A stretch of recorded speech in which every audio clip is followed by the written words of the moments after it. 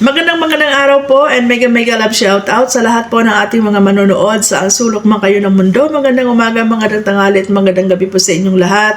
Ito na naman po si Kapitana ni Heights ang magbibigay naman po ng reaction dito sa mainit na balitaktakan between Jomcar supporters at kay Banat Bagsik, isa sa mga reactor, president ng Strikers at member ng BIOS dito sa Kalingap. So ayan guys, sobrang mainit ngayon ang issue at parang imbes na maayos, imbes na tigilan na, mas lalong bumangis si Banat Bagsik. Talagang bumagsik, kasi binigyan siya ng consent, yung pagbibigay po ni Kuya Bal sa kanya ng immunity, ibig sabihin exemption.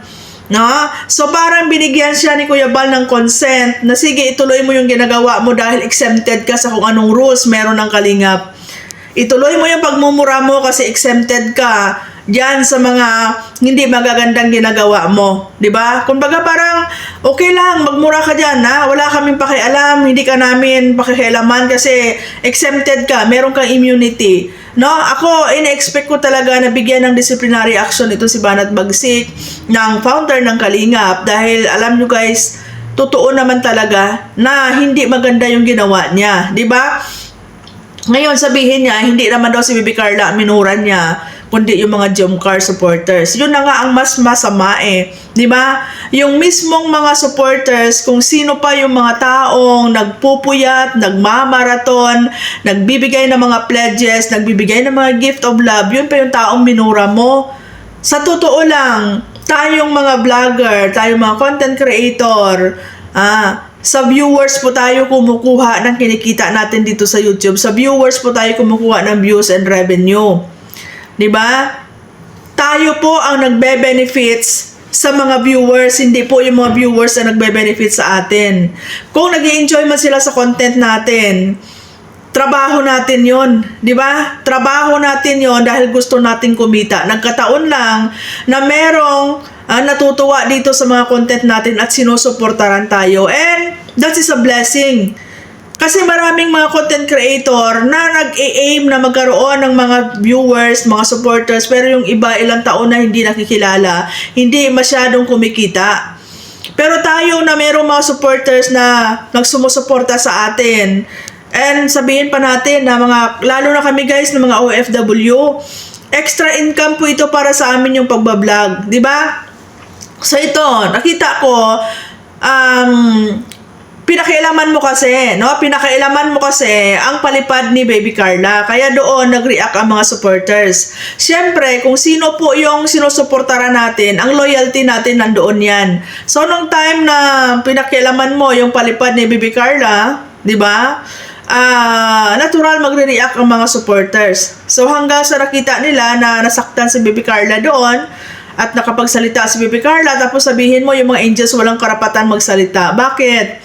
Bakit mo inaalisan ng karapatan ang isang tao para magsalita? And besides, si Bibi Carla po ay isang vlogger na ngayon. Karapatan niyang magsalita sa channel niya. Kagaya mo, sabi mo, kahit tanggalin ka sa Kalingap, wala silang magagawa. Walang magagawa si Kalingap Rab dahil hindi naman niya hawak ang channel mo. Yes, totoo yan. Tayong mga vlogger, mga content creator, walang pwedeng dumikta sa atin. Our channel, our rules. Diba? So, ibalik ko rin sa iyo yung sinabi mo kay Baby Carla na ang mga angels ay walang karapatan na magsalita. Bakit? Diba? Nung time na pinayagan na ni Kalingap Rab na magkaroon ng YouTube channel si Baby Carla, ibig sabihin may karapatan na si Baby Carla na magsalita dyan sa channel niya. Diba? Natural lang na magsalita yung bata ng ganun kasi sinabihan mo, pinakailaman mo yung palipad niya, diba? So, ano lang yun? Depensa niya sa sarili niya. Kumbaga, naglabas din siya ng saloobin niya, dinepensahan niya yung sarili niya. Sino ba mo didepensa sa kanya kundi sarili niya, So, nakikita ko dito na talagang kung bakit galit ang mga Jomcar supporters sa'yo. Kasi nakita ko doon sa post sa community mo na yung Jomcar 18 talaga ang minura mo at piniay mo. Bakit? Tingnan mo yung post mo doon.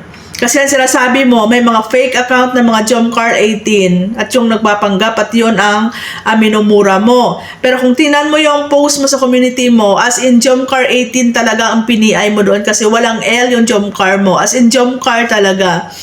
Kasi yung sinasabi ninyong fake account na nagpapanggap na Jomcar, merong L sa dulo, Jomcar. Pero yung post mo doon, Jomcar 18 talaga. So ngayon, nagmamaktol ka sa channel mo, nasabi mo, bakit sila sumusuporta sa amin ay hindi kami kalingap? Ay inaway mo eh.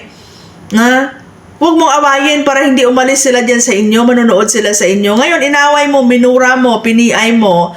Ay malamang sa malamang, maghahanap yan sila ng mga channel or ng mga vlogger na makakakuha sila ng comfort at sympathy. Diyan sa mga pang-aapi mo, diyan sa mga pagmumura mo. Diba? Napaka-unfair lang isipin na kung sino pa yung mga tao na nagbibigay sa atin ng views, sino pa yung mga tao na nagpapalipad sa atin, kung sino pa yung mga tao na talagang sumusuporta, nagpupuyat, nagmamaraton, yun pa yung mumurahin mo. Alalahanin ninyo guys, kung wala ang mga viewers, wala din itong mga channel natin. Kumbaga itong mga viewers, ito po ang mga susi, gasolina at battery ng mga channel natin para tuloy-tuloy po ang pag-andar. Mapabashers man yan or mapasupporters, lahat po yan sila ay mga battery at gasolina ng mga channel natin. The more bashers you have, the more popularity you have. Kaya nga umiingay ang pangalan mo ngayon eh, di ba? Kasi nga, ang daming galit sa'yo. Pero in a bad way. Yung sumisikat ka pero in a bad way. Di ba? Alam mo Kuya Bal, shout out sa'yo. With all due respect. Di ba? Parang nakaka-disappoint po na imbes na disciplinary action ang ibibigay ninyo kay Banat Bagsik, immunity po ang ibinigay ninyo. Di ba? Dapat yung bigyan mo ng immunity dyan, Kuya Bal, is yung mga small vlogger ng Kalingap. Bigyan mo sila ng immunity na exempted sila sa pagbibigay ng mga kinikita nila buwan-buwan. Di ba? Kasi hindi lahat ng vlogger sa Kalingap ay malaki ang kinikita. Although na hindi mo naman sila nire-required, pero being a vlogger ng Kalingap at meron kayong mga sinasabi dyan na magbibigay buwan-buwan para sa landing pad, yung iba dyan kahit maliit ang kinikita, inobliga nila yung sarili nila kasi nakakahiya naman.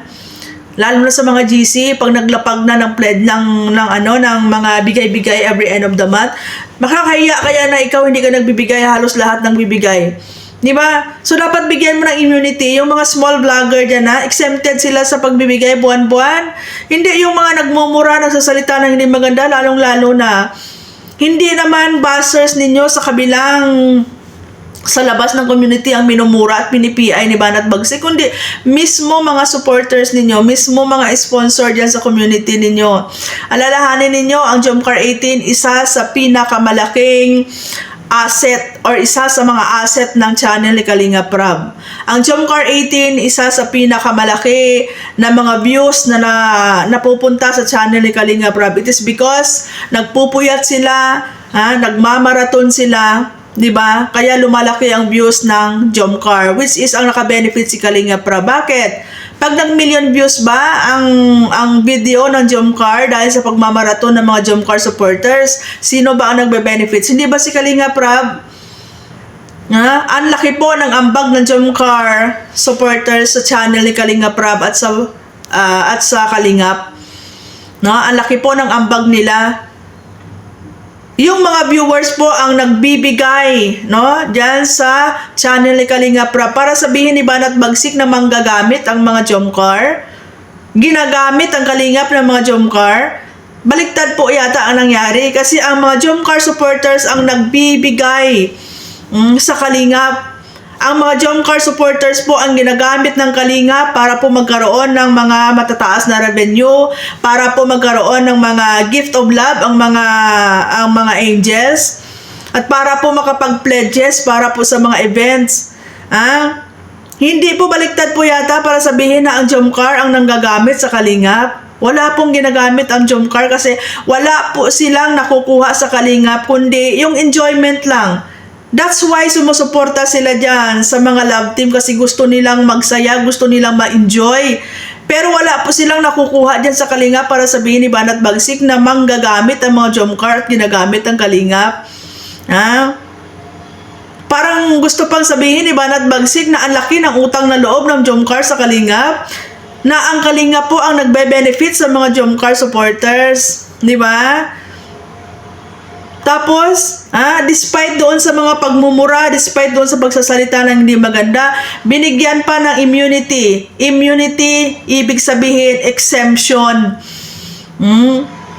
May immunity ka sa kung ano yung mga rules ng Kalingap. Di ba? Immunity for what? Immunity dahil ng babalahura. Kumbaga, nung binigyan nyo po ng immunity si Banat Bagsik, parang binigyan nyo din po ng consent na sige, tuloy mo yung pagmumura sa mga supporters. Parang binigyan mo ng consent na sige, tuloy mo lang yung pagmumura sa mga sponsors. Okay lang, exempted ka, may immunity ka. Diba? Masakit yun sa part ng mga supporters na sumusuporta sila kasi gusto lang naman nila maging masaya. And sa Kalingap, lalong-lalo na sa channel ni Kalingap Rab, you are so blessed, no? Na ang daming sumusuporta sa mga angels mo, ang daming nagbibigay ng gift of love, na kung tutuusin, yung mga ginagastos diyan sa mga project, sa mga pabahay, sa mga natatanggap ng mga angels, ay ang benefits niyan, ang credit niyan napupunta sa inyo. Ang credit napupunta sa Kalingap. So you are so blessed na may mga supporters na ganyan, may mga sponsors na ganyan po ka-generous at baka kind-hearted na magbigay ng pagmamahal dyan sa mga angels mo. Tapos lahat ng effort nila, lahat ng puyat nila, lahat ng marathon nila napupunta sa channel ni Kalingap Rab. Tapos ngayon sabihin, Banat Bagsik, manggagamit ang Jomcar, ginagamit ang Kalingap, di ba? PPI mo, mumurahin mo, di ba? And take note, Banat Bagsik, tingnan mo yung post mo sa community mo. As in, Jomcar 18 talaga yung piniay mo at minura mo. Yung sinasabi mo, Jomcar 18, merong L, no? Meron L, Jomcar 18, ang sinasabi mong mga fake at nagpapanggap na Jomcar. Pero kung i-review mo yung post mo, Jomcar 18 talaga ang minura at piniay mo. Kaya sumama ang loob nila. Sumama ang loob nila. Natural lang yan dito sa social media. Kung inaaway ka, maghahanap ka ng maging kakampi mo. Ano yung nangyari sa Jomcar? Diba? Kung nanonood sila sa amin, inaaway mo eh. Huwag mo kasing awayin para hindi aalis sa inyo. Diba? Yun lang yun. Kaya huwag ka magmaktol. Pwede naman tayo mag-reaction na kahit pa sabihin mong masakit ang Maril Talk. Diba? Hindi pinagbabawal. Hindi po ipinagbabawal ni YouTube ang magmura. Wala po yan sa community guidelines ni YouTube na bawal ka magmura. But the problem is, ang minura mo at piniay mo dito, mismo mga supporters ng Kalingap, mismo mga supporters ng love team ni Kalingap Rab. Diba? Mas lalo kang babagsik ngayon kasi binigyan ka ng immunity. Exempted ka sa rules. Kaloka, no? Hindi ko alam kung bakit, Kung kailan nagmura ka, nag-PI ka, sa mga supporters, saka ka binigyan ng immunity. Ano yon? Okay lang? Ano ibig sabihin ng immunity sa inyo? Consent? Pagpatuloy lang yung mga hindi magagandang gawain. Tingnan mo yan hanggang ngayon, nagmumura ka, ilang araw na ka nang kinokontent, mura ka pa rin ng mura dyan. Di ba? Busters man yan, pero wala kang karapatan na murahin at TPI kasi sila yung naging battery at gasolina ng mga channel natin. Di ba? So, ayan lang guys. Maraming salamat and God bless po sa lahat. And see you next reaction ko po. Thank you so much and God bless.